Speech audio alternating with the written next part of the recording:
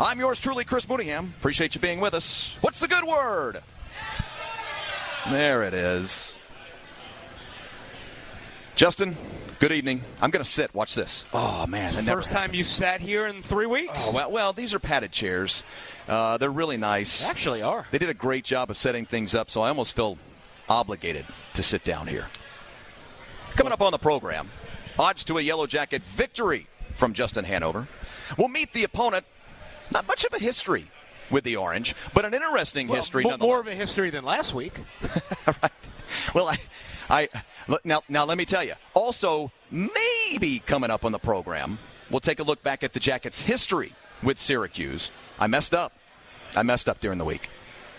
No. I did not email Chris Colwell or David Holloway, our producers, engineers, our tech men, the guys who keep us on the air back inside our Dickey Broadcasting Studios in the Battery, Atlanta. I didn't email them. What we do in that segment, the look back at Jackets history, is we'll talk about a certain ball game between the Jackets and the opponent every week, and we'll play some clips from the ball game, and we'll go through it, and we'll talk about the history of it. I didn't email them and give them the clips until literally 45 minutes ago. That's fine. So I don't know if Colwell will get to it. No, he's got it. We'll still go through Colwell's there, yes. Holloway, I don't know. But if Chris is there, we're good. That's a good point. Yeah. Now, one more thing. As Brent Key is about, I'll say, what is he, about 30 feet from me, 25 feet? What is that? Yeah, about 10 yards on a football field. Okay. Yeah. He's left his beverage here again. Now he's done it on purpose. There's no way. Well, but he's done this multiple times. Now, the difference is this time I told him. I said, now, don't forget this, Coach. You leave this here. I'm drinking it this time. And he had a good laugh about it. And then he left. I said, no, seriously. You drink it. You leave it this time. I'm drinking it. I don't know. I mean, I'm obligated. No. Oh, you wanted to double-check my story. No, I don't tell false stories on the air, my friend. Now, I will say, though, it's about half full still. So he's not exactly it's not exactly killing the drink that's in there, which is probably a good thing. Hang on. Oh, no, you're not doing that. What is it? I can't tell. That's a good question. All right. Hang on. I'm not going there. So does that sound good on the radio? No, terrible. Stu, is that bad? That's bad. All right, I won't do it again. Bad. We'll wait until the break. Hey, noon kickoff on Saturday, JMA Wireless Dome. Ramblin' Wreck kickoff show hits the air at 10 a.m. Yours truly, Justin Hanover. You'll hear all the action on the Georgia Tech Sports Network. So I will not call it that, though. I'm just telling you that now. I'm warning you in advance. Are we both gonna call it the Carrier Dome? Yes, without a doubt. Oh, I love you, man. There's no doubt. I love you, man. It's the Carrier Dome. I don't care who the sponsor is. I don't care what they pay. I say that now, but who am I kidding? What's the hoppier of the two Tech beers? You're asking me. I got to ask somebody and remind myself. Say again? Ale of an engineer. That's what he was drinking. Thank you. Appreciate it, boss. Of course he was, actually. Yeah. Kind of sad we didn't realize that. Yeah, you're right. I just forgot. All right, well. Yes. So, noon kickoff Saturday, the Carrier Dome. The Jim Boeheim spot. Oh, my gosh. So many memories. That's why so many memories. I'm going to be honest with you. Nothing against, Syracuse football.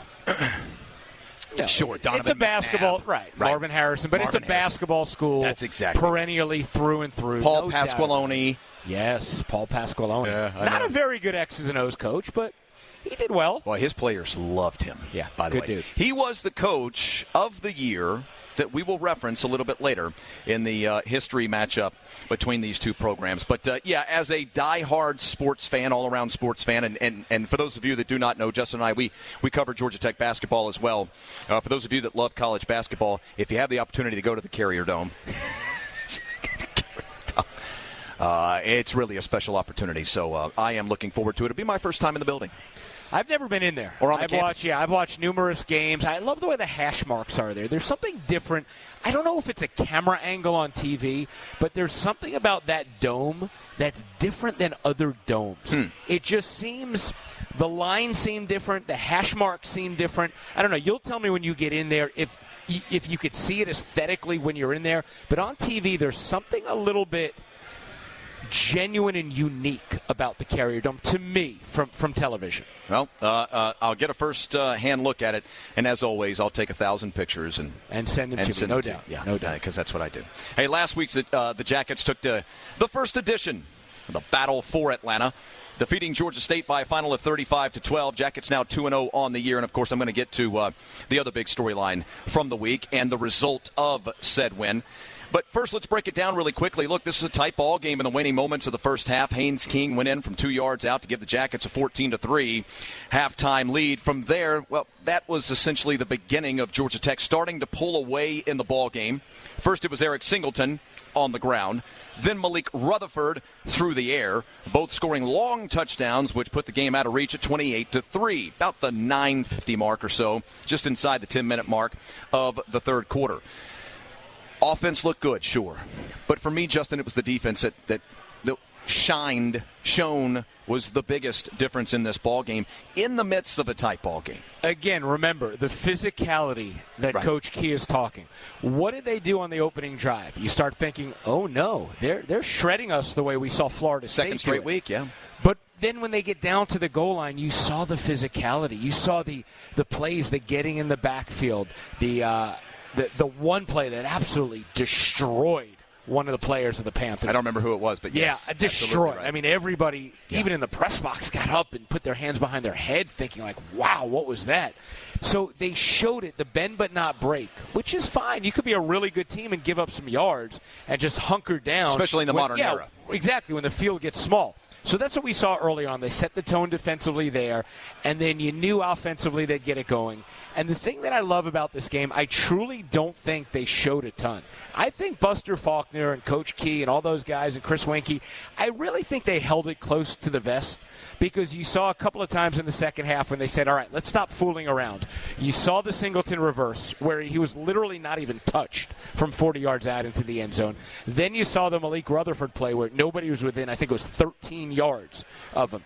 And then at that point, I think it's, all right, let's calm back down again. Let's show nothing else because we've got this pretty much in hand. Yeah, the first half play call was relatively bland. Very vanilla. Yeah. Yep, very vanilla. Yeah. Well, but the defense, though, made the 3 stops inside its own 10-yard line, twice on downs, one resulting in a field goal make, which really shaped the ball game, kept Georgia State's offense at bay while the Jackets' offense could start to get rolling and pull away. The best part about that field goal was that the Jackets already, when they went for it on that 4th and goal, stymied them. So then the next time when it happened, it was almost waving the white flag. It was almost Del McGee saying, yeah, I don't think we can get past this defense now 2.5 yards. I'm just going to take my 3 points, which was an absolute victory for Georgia Tech. I mean, the way that goal line defense played, for them to say we're taking the 3 points signified you're too good for us. Third time they had to go for it. Yeah. Right. Well, Jackets now 2-0 on the season for the first time since 2016, winning the first ever meeting, obviously, with Georgia State.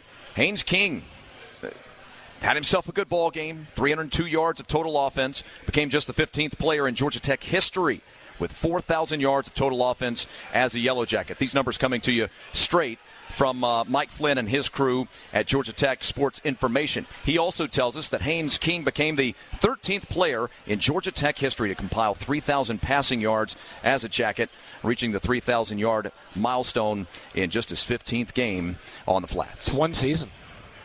Sure. It's one season, really. I mean, it's amazing what Haynes King has done, and it's you chronicled his numbers last year, and it was him and Jaden Daniels that did X amount of yards and touchdowns and all that every week.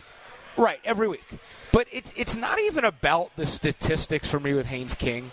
There's something just natural about his leadership. He can go out next week and throw for $140, and he could still have a great game. He is not the numbers guy. He's not the Texas Tech quarterback from 2005 that's going to throw for 450 in the system. Haynes King is a guy that can throw for a lot, but doesn't have to throw for a lot. He can run for a bunch. He doesn't have to run for a bunch. He just leads this team. He's the guy that makes it happen. It's not about the statistics with him, yet he does pile up statistics because, frankly, he's that good. I did a hit today on Syracuse ESPN affiliate in Central New York. And I told them, look, there's a chance that Haynes King doesn't have the same sort of offensive numbers this year that he had last year. Oh, it shouldn't. I agree. And if that happens, that's exactly what Georgia Tech wants. That's exactly what Buster Faulkner and Brent Key want to a certain extent, because that means that the run game is really humming and that he's not forced into passing situations on third down, long second downs, and then, of course, in ball games where they're either trying to catch up or trying to drive down the field and win the thing. I mean, if you ask Brent Key or if you give him truth serum, he wants this team to be more of a running team. Oh, yeah. He really does. He wants the physicality on both ends. Certainly, I mean, Haynes King can step back and throw the ball and sling it around the field if need be. But if he had his druthers, he'd pound you into the ground. He would do what you and I saw about 12 years ago at South Forsyth High School. About 48 straight runs after the first quarter. Do you remember who they were playing? Give the number again, though. It was about 48 straight runs. Number. Yeah. Oh, yeah. It was after the first quarter. I think it was like 9 minutes to go, or maybe early second quarter. Literally South Forsyth. And I think that's Buck Ballew's son's school. It is. I believe so. You're talking about Tyler LaFlame. Oh, yes. Sam Outlaw. Those two guys. That's both solid. You remember that. Well, you know, that's what I do. Who were they playing that day, though? I don't remember. Yeah, I think I do know this. I think it was Lambert or West Forsyth. I don't know. But whatever it was so impressive. That was our last year of calling games on Comcast. Was it really? Yeah. They absolutely broke their will. I mean, we kept going, are they really going to run it again? And then, boom, 5 yards. Are they really going to run it again? Boom, 7 yards. It was a clinic. They literally ran the football for 3 straight quarters. Oh, yeah. It's unbelievable. Oh, yeah. And that's what, look, Tech's not going to become that, but I do think that Coach Key, being the offensive linemen, would love to have his team. And we saw them impose their will a lot at the end of games last year. We spoke about this last week.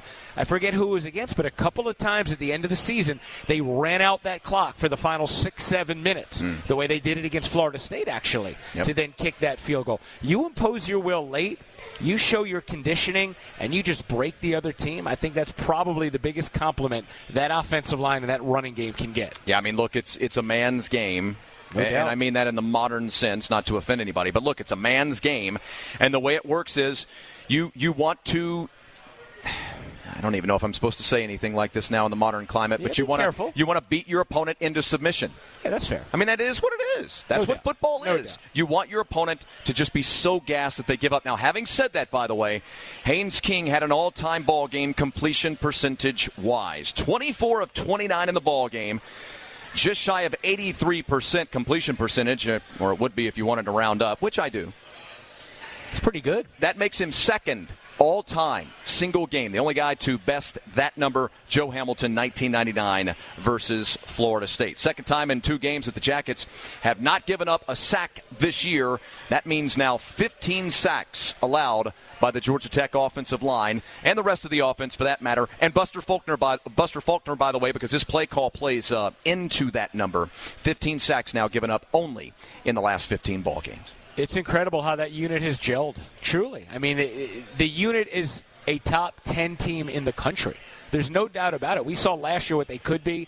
Now most of them came back. Weston Franklin and the rest of those guys. This is a unit that you have to fear. I mean, you've got a game plan for. You've got to figure out a way. The offensive line, you mean? The other team's defensive line. Oh. They've got to figure out a way. Remember in the beginning of last year when Tech couldn't get to another quarterback? That was the issues we had. Well, these other teams are having issues against the Jackets. They've got to figure out a way, scheme whatever it is. How can they get to Haynes King? Because if you can't get to Haynes King, you're in a lot of trouble. A quick passing game, and then, of course, the rush game for Georgia Tech keeps that from happening. Georgia Tech rushed the football 34 times in the ball game. Haynes King completes 24 passes.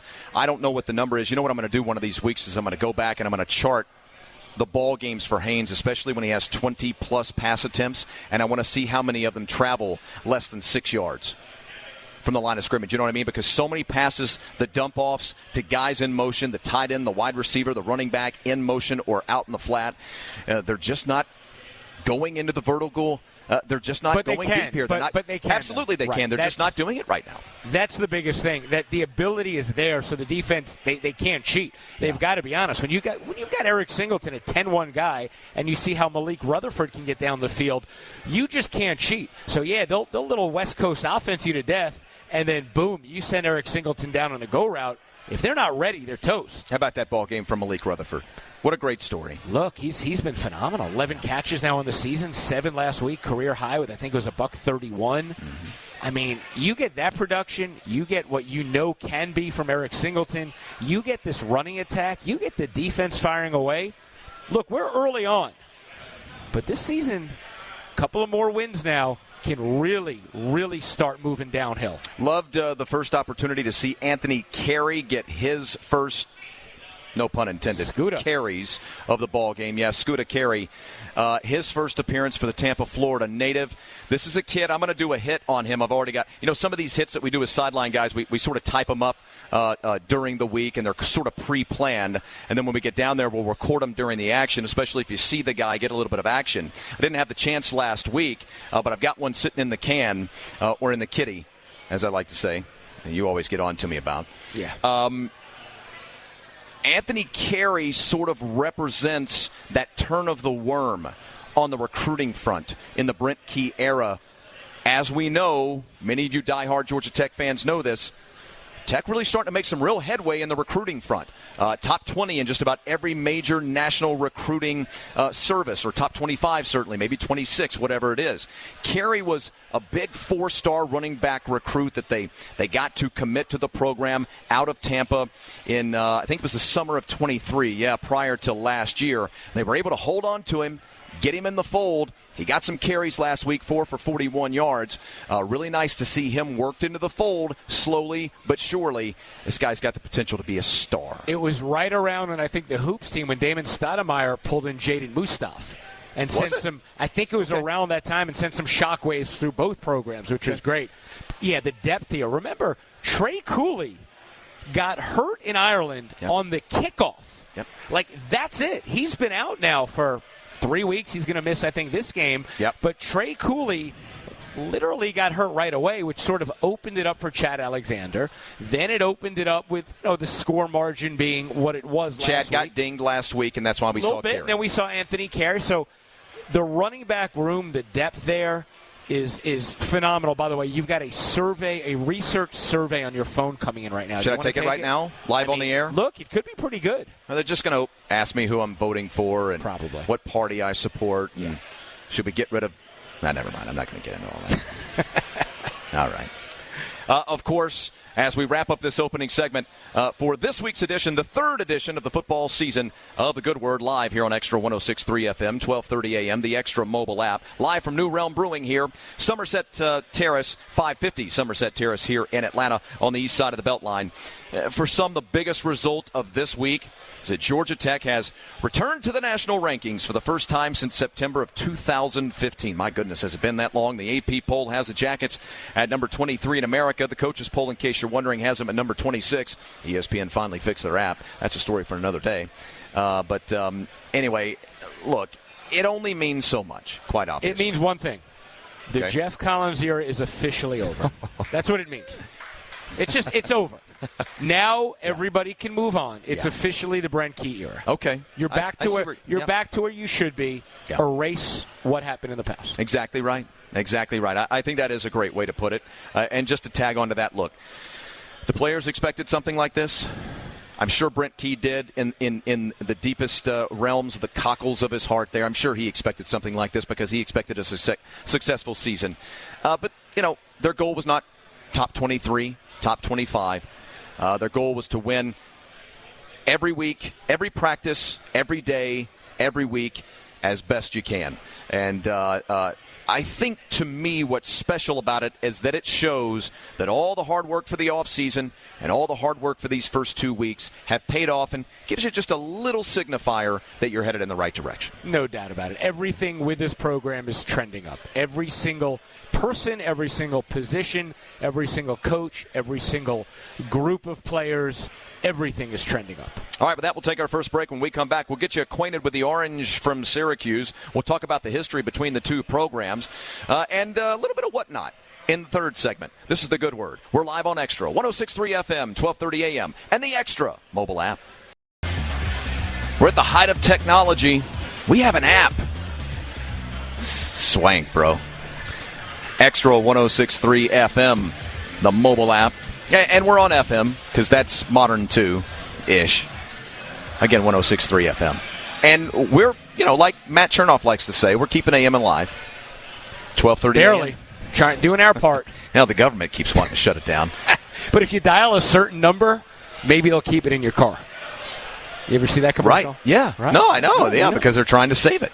Yeah, because it's tough to get. If there's a national emergency, it's not as easy, apparently, to get it over the FM dial as it is the AM dial. And that's why a lot of people want to keep the AM dial going. In case we have, the aliens. And it's 2024. The guys down on the right will be talking about stuff with national emergency. The aliens. And Georgia Tech and Syracuse going to get together this Saturday. Again, it's a noon kickoff at the Carrier Dome. I did it again. No, that's fine. That's fine. I'm all for it. That's not what they call it anymore. It warms my heart when you say it every time. That's what we've decided. Justin and I are going to call it. It's the Ramblin' Wreck Kickoff Show, and we'll hit the air at 10 a.m. with yours truly, Chris Mooneyham and Justin Hanover. You'll hear all the action on the Georgia Tech Sports Network. Kickoff slated for 12:03 on Saturday, to be precise. This will be the 6th all-time meeting between Tech and the Qs on the gridiron. And Georgia Tech owns a 4-1 lead in the all-time series. The Tech and the Orange squaring off for just the 4th time since Syracuse joined the ACC back in 2013. Home team has won each of the first 3 conference games between the two schools. In their first 2 meetings prior to becoming conference mates, Georgia Tech won a pair of neutral site matchups, 13-7 in the 2001 Kickoff Classic, East Rutherford, New Jersey. More on that in just a moment. And 51-14 in the 2004 Champs Sports Bowl in Orlando. I just got a text from Chris Colwell. He says he's got our clips. I told you, if anybody could do it, it was him. He's a freaking magician. He's going to let you down. I said, thanks, Chris. Now, was that over the air, or did I that only was hear over that? the air. Okay, good. All right. Very, very good. And by the way, don't freak out. I said freaking. I dumped you. He hit the dump button just in case because he knows me so well. November 18th of last year, the Yellow Jackets down the Orange 31-22 at Bobby Dodd at Hyundai Field. And, of course, many of you will remember that ball game because that was where Tech notched their 6th win of the season, which sent the Jackets back to a bowl game for the first time in 5 seasons. And many will remember it because Syracuse did not have a quarterback on that day and had a tight end. Wild. Playing quarterback, completing a lot of 3-yard passes, and it really didn't work out well for them on that day. Tech went out to the easy victory. The week after, remember, Syracuse installed that new offense, somewhat due to need with the injuries. Right. And they looked great, rumbling for about 450 yards. So at least Tech knew what potentially was coming against them with that new tight end-led rushing attack. Well, things are vastly different over there now in central New York. Yeah, vastly is right. I mean, I think I found the right adjective. Or adjective? Adverb. I never know the difference. I would say adjective. Yeah, okay. Your English is a little bit... Thank you. Where's Andy when you need him? Yeah, well. He would know, yeah. Look, where'd you grow up? Here. Right, so, I mean, you know. Right. He went to Syracuse. I went to Kennesaw State. No, I don't mean that. I'm saying your early days. Oh. You were on the mean You taking another shot at Osborne? You were on the mean streets. I did. I grew up in the hood, yeah. That's why I can still work I didn't go that far. But that's why I can still work a switchblade. Yeah, well. Absolutely right. Nunchucks? No, never Justin, able to do that? We didn't use nunchucks in the hood. Like the Ninja Turtles? No? I just said nunchucks. You're right. I don't know. I got a problem. I'm sorry. Hey, 2022, these guys started at 6-0 and then collapsed. 2023, they opened the season at 4-0. They did make a bowl game last year, but again, this team is pretty different. Gone is Dino Babers. They hacked him out before the regular season finale. 6 losing seasons in 8 years will do that, of course. Right after the Tech game, I think, by the way. They was let it right him after? go. Yes, I think it was right after that game. Their season finale was right after they played us? They let him go before the bowl. It may have been after the next game, but they let him go right away. I know they let him go right before the season finale. That's the only thing I know for sure. So you may be right. Which was like the next week. Yeah, you might be right. Yeah. Okay. All right. Well, one way or another, what we also know for sure is that Fran Brown is the new man. He's a 40-year-old guy who's never been a head coach or a coordinator, but he has coached alongside some really great head coaches, been a part of some rebuilding projects at Temple and Baylor with Matt Rule. Of course, he was at the University of Georgia in 2022, helped win a national championship, and was rated as the #1 recruiter in America at one point in his career. Fran Brown has brought on some really good coordinators, most notably Elijah Robinson, who was also named a top recruiter. That was back in 2022, where he was a member of the Texas A&M historic signing class. Small world, Tyler Santucci and Elijah Robinson, of course, were on the Texas A&M staff together. So it's interesting that Brown comes in. He has all this pedigree as a recruiter. He's got guys on his staff that are great recruiters. But I mentioned a moment ago that Fran Brown's never been a head coach or a coordinator. The other interesting part is that Brown's coordinator hires have never called plays. So you got an offensive coordinator, a defensive coordinator, and a head coach, all three of whom have never called plays. You got to start sometime. That's right. Let's see if this is the time that works out for them or if it turns into an unmitigated disaster. I mean, it can go either way. It is ironic and interesting, though, Chris, back-to-back games now for the Jackets against former Georgia guys in a similar vein. Del McGee. That's right. Came back as, the running backs coach there. So he was not... Great. Also a highly touted, heralded recruiter. But not the coordinator level either. And here, you're just going to keep drinking that, aren't you? Now, Coach left it here. I don't know if he's listening, but I promised him, you leave this beverage here. Why don't you bring it home I'm going to drink it. and you bring it back to make sure it gets back to him next week? Oh, you think I should keep his I think Yeti? You should bring it back. If you don't, it's going to be left here one You know what's funny is I had to throw out a Yeti like 2 weeks ago. Well, I'm not saying you keep it with your family. Oh. I'm saying you bring it back next week for him. Yeah, of course. I knew what you meant. That's not what I you thought I was going to steal No. Coach Brent Key's Yeti? That's not what I was saying. I totally was not saying that. But no, interesting, back to my point. Okay, great. Del McGee last week. This week, another guy from Georgia in Fran Brown. Neither guy was even on the level of being an offensive or defensive coordinator. And now they're getting their time in the sun against Georgia Tech. Let's see if Coach Key can knock another former Bulldog down on that pedestal. Well, they're going to do so. Fran Brown is with a brand new head coach and a very well-known name. Kyle McCord, of course, as many of you know, the former Ohio State Buckeye, a former five-star prospect who was sitting there waiting for his opportunity in Columbus. He did eventually get it. Helped lead the Buckeyes to an 11-1 record last year, completed 66% of his passes, just a shade under 3,200 yards passing, 24 touchdowns, 6 interceptions. But if you talk to Buckeye fans, especially some hardcore Buckeye fans, and we do because we know two personally that work at our station, they kind of felt like the numbers for McCord last year were sort of empty stats. It's a pocket guy. He's not terribly mobile. He will not move too much. He can move a little bit. He can buy extra time in the pocket. But it'll be interesting to see if Kyle McCord can live up to his recruit billing, what he did last year, even if some people feel like the numbers were sort of stale. Well, here's the wild thing, and you stole my thunder a little bit. But I'm sorry, I didn't know what you were going to talk about. all good. The wild thing with Kyle McCord is that people looked at him as sort of a failure last year with Ohio State. Yeah. Even though they had a really good year, all things considered, they couldn't beat the other team that they want to beat, obviously. But you look at Kyle McCord's numbers, and I never did until this week when I was prepping for this.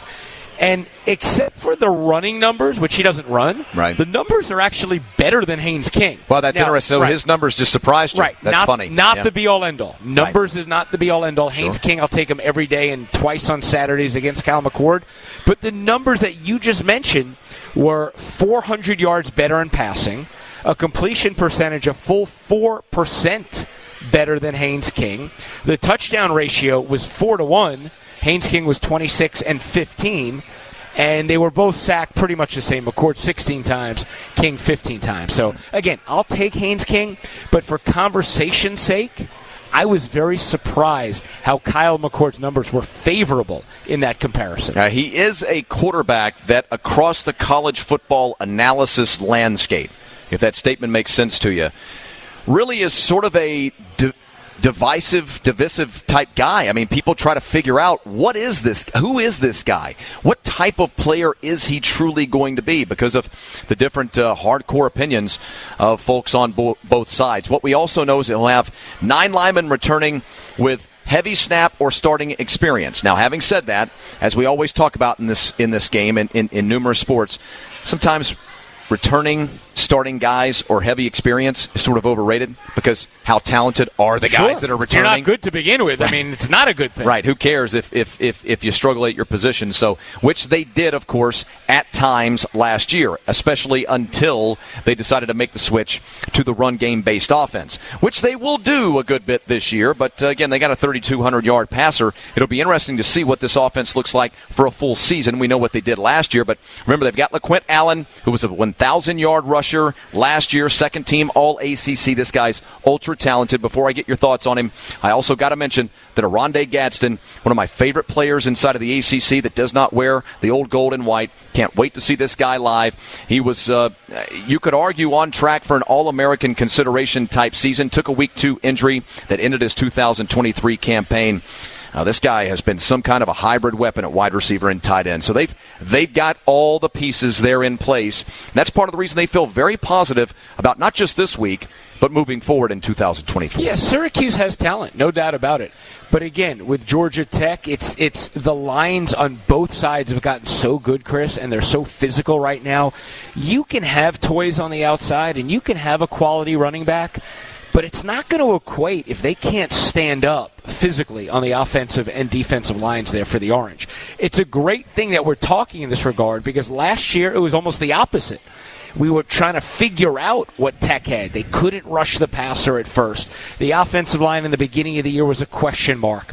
So the script has almost flipped, where Tech is now the team in the trenches all of a sudden. So, yes, Syracuse definitely has talent. McCord, Allen, Gadsden, a threesome that's very good, no doubt about it.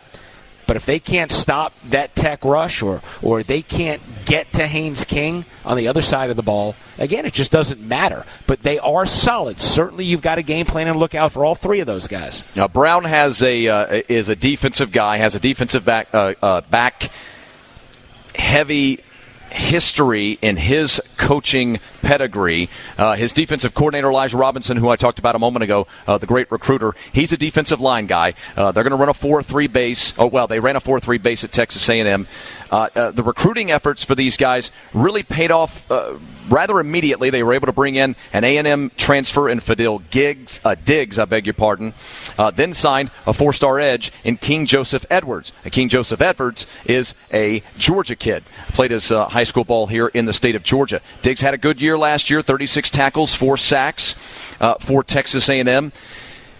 But entering this season, they thought their linebacker unit was going to be the strength of the defense because it was last year. They returned, obviously, their top 2 linebackers from last year. Derek McDonald was one of them. And then, of course, the other is Marlowe Wax. He was simply one of the best defensive players in the ACC last year, second team All-ACC to be precise. Finished third in the league with 110 tackles. He's a team captain for his club. He had 10.5 tackles for loss, 4 sacks, 4 forced fumbles, and an interception. But here's the bad news for Syracuse.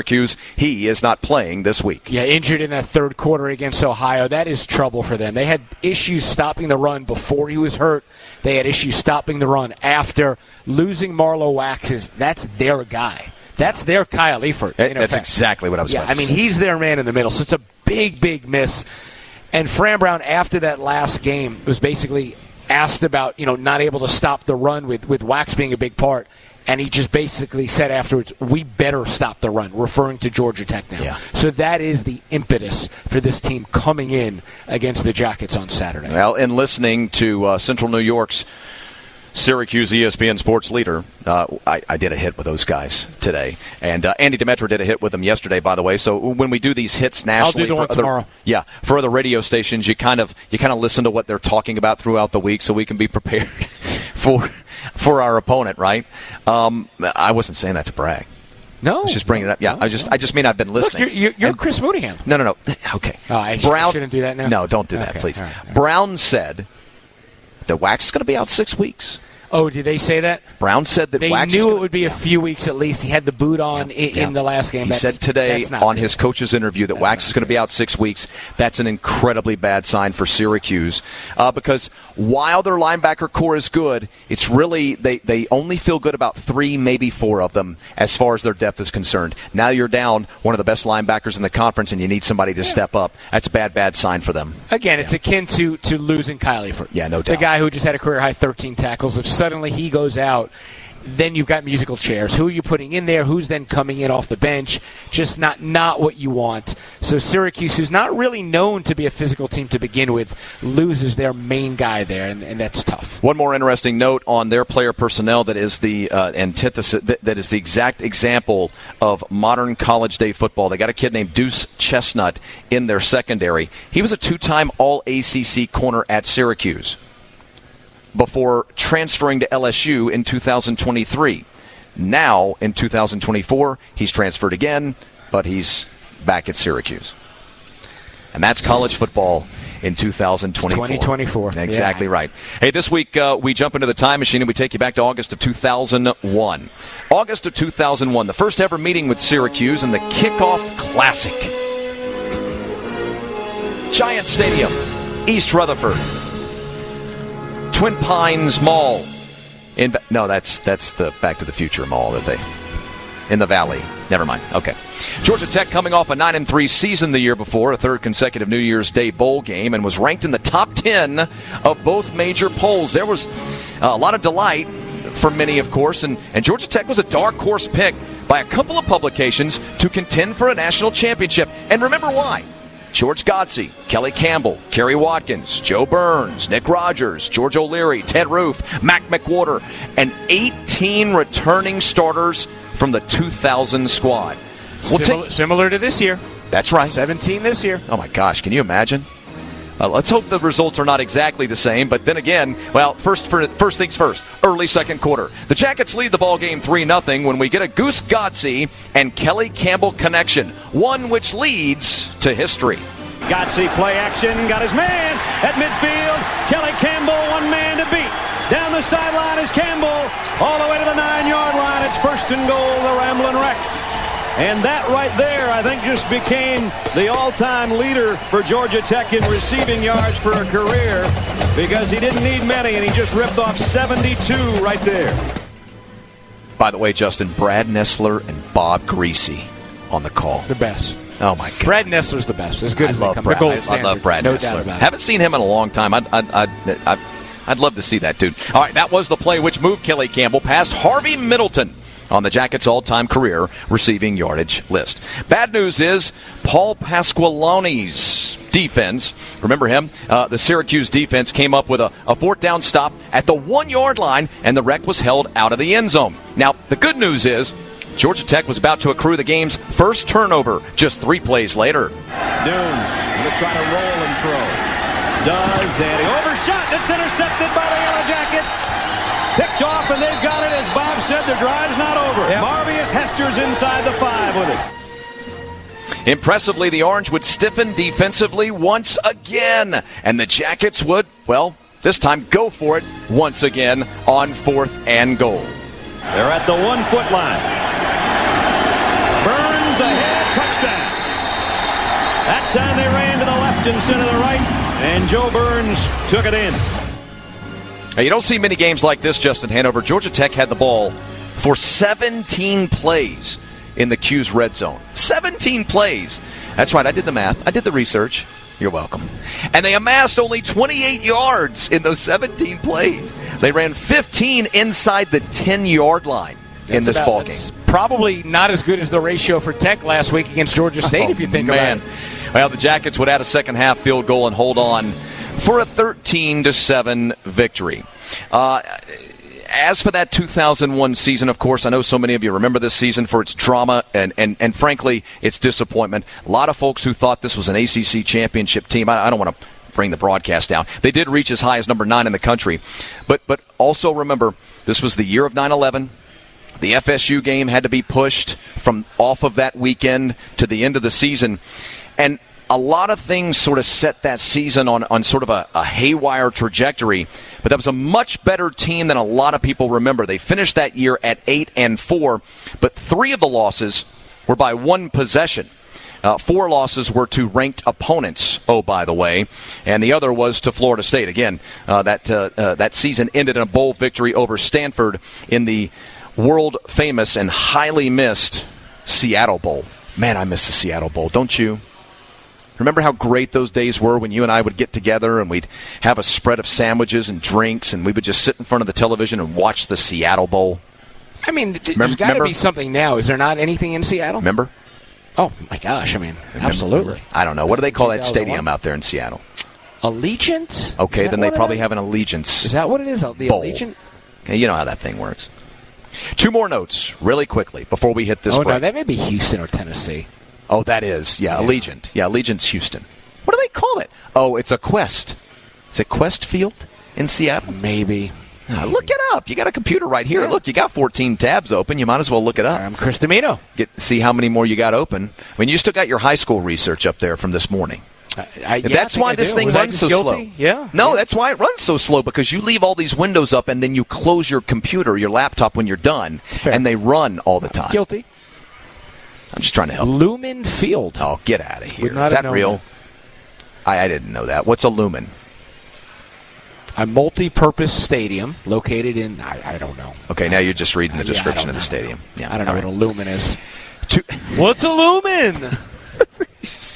How can you call them? I don't know. I don't know what a lumen is. 2 more notes. We're just entertaining ourselves at this point, by the way. Yeah, everybody's left us, by the way. That's all that matters. Andy and Coach leave, and it's just the 2 of us now. Well, all that matters is that I think we're funny. Stu's not even listening to us. No. Well, he's texting some girl trying to figure out what he's going to do when he gets out of here. Fair. He's like, hey, baby, I'm heading out of town after this. It's going to be your last chance to talk to me for a few days. What you doing tonight? 2 more notes on this ball game that took place in August of 2001. You know who the tight ends coach was on that 2001 team? You just looked at my notes. Don't cheat. Don't say it. Now you can't say the answer out loud. It's Jeff Collins. No, really? Jeff Collins was the tight ends coach on the 2001 team. Are you serious? When they played Syracuse. I'm always serious, Ace. That's wild. I didn't know that. Yeah. Wow. And you know who one of their grad assistants was? And now you're looking at my notes again. Did you just drink a beer of his? Yeah. Brent Key. They talked about that. Andy and Brent talked about that a little earlier. I've had this. But you have it in your notes, so you verifiably you did know that. I did. So you get credit. You didn't just listen to Andy and Coach. All right, thank you. I appreciate you saying that and validating to this nationally listening audience. With that, we'll take a break. When we come back, we'll tell you about how football continues to thrive here in the Empire State of the South and the impact it could have for Georgia Tech. That and a whole lot more as we wrap up this 3rd week edition. That's what you want to call it. It's the Good Word, live on Extra 106.3 FM, 1230 AM, and the Extra mobile app. King takes and pulls the hand up, wants a shot, has a man wide open over the middle, catches the 15, and cruising in is Malik Rutherford for the touchdown. 52 yards, and they made it look easy. Yeah, they sure did. What a ball game that was. What a busted coverage that was, though. I mean, all right, true or false? You went home and you watched that play and you spread the screen out just to see how far the nearest defender was. I did. It was like 12 yards. That when Malik caught that ball. Yeah. I mean, my fingers went on that phone, and I did that. And it was about 12 yards. That is about as busted as they come. No doubt about it. That was wild. And then you think about the breakdowns. The Singleton touchdown, which I mentioned earlier, nobody touched him. He went reverse 35 yards, and there were guys there. It's not like they all sold out and were faked on the initial reverse. There were guys there, but Tech's blocking downfield. Right. Everybody picked up their assignment, and nobody touched Eric till he was, I don't even think they touched him in the end zone. Got a key block on the seal out, and then, of course, his speed so very good, It was great execution for Georgia Tech in that ball game. There's no question about it. A great win in the first matchup between those two teams. Again, 35-12 was the final. Jackets now with 42-2 record all time against their Georgia rivals, aside from UGA. That is, by the way. So we're talking about, going all the way back to the old days, quite obviously, when they were playing teams like Oglethorpe and, recently Kennesaw State. Cumberland? Mercer. No, not Cumberland. That's, you know where Cumberland is? I'm going to put you on the spot. You caught me. I know. You would usually know, but I was going to say, and this is going to be dead wrong, but in my mind says Ohio, but that's going to be wrong. I think it's Tennessee. Okay. Yeah, that's all right. Yeah. how has Brent Key changed this team? There's 3 ways, right? One's the mentality of the club. No doubt. Right? The offensive line, I think, of all the units, to me, that's the one that we have pointed to the most. And probably right now, with the maturation of this club over the last, I guess, 2.5 seasons, but it's not really 2.5 seasons because he took over halfway. No, it's not even 2 seasons. Well, I guess you've got right. It's not 6 even 2 games seasons. or whatever in one season, then a full season, then 2 games. Right. So you've got 1.5 seasons. And probably that's the unit that's grown the most, maybe. Yeah. It's the most dominant of the units, potentially. The other big thing, of course, the lifeblood of college football is recruiting, right? And there is no question that they have started, Georgia Tech that is, to really start to make some headway, as we've talked about here on our airwaves in a few different instances, like, say, the Josh Petty commit, the 5-star or 4-star offensive lineman. Again, let's not get ahead of ourselves. Who knows if the kid ends up on campus? You got Anthony Carey. We talked about him a little while ago. You got a lot of other big-time kids that are waiting in the wings. We talk about Isaiah Canyon, who was a big-time wide receiver at Warner Robins High School in Middle Georgia that we've had the chance to see. You talk about Zion Taylor, who was a wide receiver at Parkview and Norcross in his career. This roster is dotted with high-level recruits, and that's how you're going to win. Well, how do a lot of teams around America win when it comes to recruiting? What do? They come into Georgia. They take Georgia kids. It's going to get harder now. It is going to get harder. You got another player. Exactly right. It's not just our neighbors wearing red and black up the road that can really reap the benefits of this state. Goodness knows that's exactly what Dale McGee wants to do at Georgia State. And some of the other schools have done just that. That's part of how Kennesaw State got off to the great start that they did through their first 5 years of their program's history. And Georgia Tech has to follow that same template. And Brent Key knows it. They have got to be very, very good when it comes to recruiting. Well, if you're going to recruit well and you're going to be good in the state of Georgia, you know there's a good chance that you may land a future NFL kid. It was just recently released inside of one of the great publications that we have in our state that covers high school football. It's called the Georgia High School Football Daily. And the guys who run it, Todd Holcomb, Chip Say, they both are longtime writers for the Atlanta Journal-Constitution. What they'll do every year is they'll count up the amount of NFL players who are Georgia natives. The number this year, over 150. Over 150 NFL football players played their high school ball here in the state of Georgia. I'll do the quick math for you. Don't worry. It's just a little less than 1 in 12. You got Texas, Florida, California, and Georgia. Right. I mean, that's the majority of the NFL, and Georgia certainly holds its own, and I see you've got a bunch of examples there as well. Yeah, but 1 in 12. Now, only one Tech guy, according to this list. Only one Tech guy right now in the NFL? He's going to be playing tonight if there's one Tech guy. That's exactly right, and it is Harrison Butker. I don't know that that's correct, by the way, but it could be. It could be. Last year, there was another. I remember in the playoffs, Tech had 2 or 3 guys that were in the playoffs. I don't remember who it was, and I don't know if he's still on a roster, so it could be accurate. But during the playoffs, I believe it was last year, Tech had 2 or 3 guys. Okay, well, either way, not on this list, and I didn't think that number one was here's right. Another, though. Here's another. Well, Jahmyr Gibbs, but they count him for Alabama, of course, because that was the last school he played for. But you're right. You're right. That's an accurate point. I mean, you can say he went to Tech, so certainly Tech can stake some claim there. But again, the point is not to talk about the National Football League or to talk about high school football here in the state of Georgia. The point is the state of Georgia at the high school level is sending 1 in 12 guys to the NFL. The NFL rosters have 1 out of every 12 guys are Georgia natives. Okay? So you want to win in major college football, you have to land the best recruits. You have to be dominant in the trenches. You have to have a great coaching staff. Well, I think we've got the staff. Georgia Tech starting to win in the trenches. Now you got to start to close the door on the rest of the kids inside your state. And they are. Check, check, check. Yeah. You are right now. The day Brent Key was given this job, I think you thought that Georgia Tech's football team could get to this point. I think you did. I know you're positive. I think you did. I think I did as well. I don't think we thought it would happen as quickly as it has. Agreed. I think we're a good year if not more, ahead of the pace that most people would have thought where this program would be. I 100% agree with that.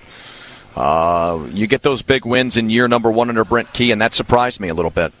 Really huge did. Wins, 20-point underdog wins. Yeah, absolutely right. So that's the recipe, and I think Georgia Tech already has 2 of them in place, and they're really making strides as far as that third piece of the equation is concerned. All right, time for odds to a Georgia Tech victory with Justin Hanover. What are we looking at? What are the numbers in this ball game? What stands out to you? Well, Tech's a field goal road favorite. Never love being a road favorite. Home team, obviously, as a home dog is never a terrible bet. I think in the end, what you've got is a Georgia Tech team that if they're able to run the ball, and we saw Ohio last week, the Bobcats, who should not be able to run the way that Tech can, rumble for over 250 yards. They had a guy go north of 200 yards in Anthony Tyus III, 16 carries, 203 and 2 touchdowns, averaging about 12.5 a pop. I think if Tech can run the way Ohio did, and now remember Marlowe Wax, as we said, their great middle linebacker, is out. That's the key to victory. That's the key to really getting over that 3-point number. And I think Tech's the better team. But again, it's your first true road game. You can never, ever take the road lightly. You can be the superior team, but if you're not ready, Chris, you've seen it time and time again, we all have, the home team has an advantage. Their beds, they're not traveling, home cooking, that you've got to always be careful as a road team. So it's going to be a tough game. But Tech is the slight favorite in this one, and certainly the more talented and better team. They're on peak maximum confidence right now as well. Which you got to be careful about. Right. Got to be careful if you're Tech. You don't want overconfidence. We saw. Oh, you mean from Tech? Yeah. Well, Tech. Is I was taking peak it. I was taking it from the other point of view. If Syracuse is peak confidence. Oh no, they are. You think so? Yeah. Oh yeah. From everything I read, I think they're still feeling themselves out right now. Okay. All right. I think they're talking the game. I think a win on Saturday, then they start getting confident. Now, they've got aspirations of getting into the top 25. As I was listening to Central New York's ESPN affiliate, again, they were wondering, when will we be a top 25 team? Which wins get us in the top 25? Beat a top 25 team this week, and there'll be some discussion about that. Yeah, absolutely right. Well, one way or another, what we do know is it's going to be a heck of a ball game. Again, 12 p.m. is the kickoff time, or 12:03 if you want to be precise. Coming up this Saturday from the JMA Wireless Dome in Central New York, in Syracuse country, or as we like to call it, the Carrier Dome.